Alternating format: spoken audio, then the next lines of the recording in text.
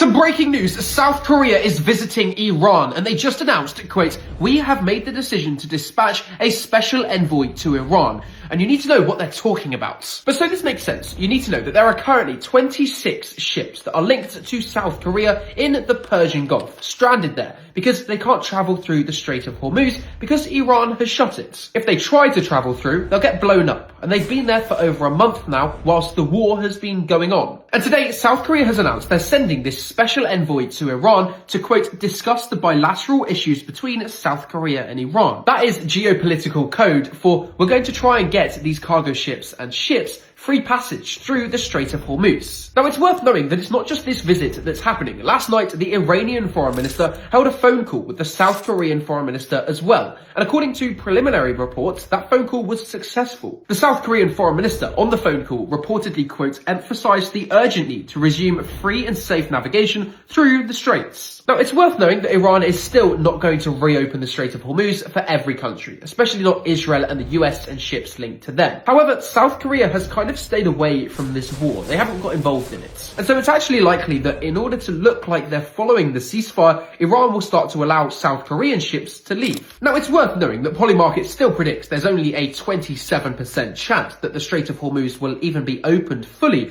by the end of the month. But as I've said, it's very unlikely that traffic will return to normal. The reason for that is because Iran is not just going to allow the US and Israel to use ships and have ships pass through after what they've done to Iran. But Iran is likely to allow other countries' ships to pass through, like South Korea. They're already allowing Malaysia, Thailand, India, Turkey, Pakistan, etc., many countries' ships to pass through unharmed. And that was happening even during the war. And so now that there's a ceasefire, it makes it far more likely that South Korea and these 26 South Korean linked ships will be allowed to go through. And so that's what I expect to happen over the next few days once this South Korean special envoy lands in Iran and speaks to Iran. And so leave me a follow, because not only will I cover those talks and if those ships pass through the straits, but I'll cover everything else, because I bet this was something that you didn't know about. And I cover all of the stuff that you won't find anywhere else that's actually way more important than what everyone else talks about.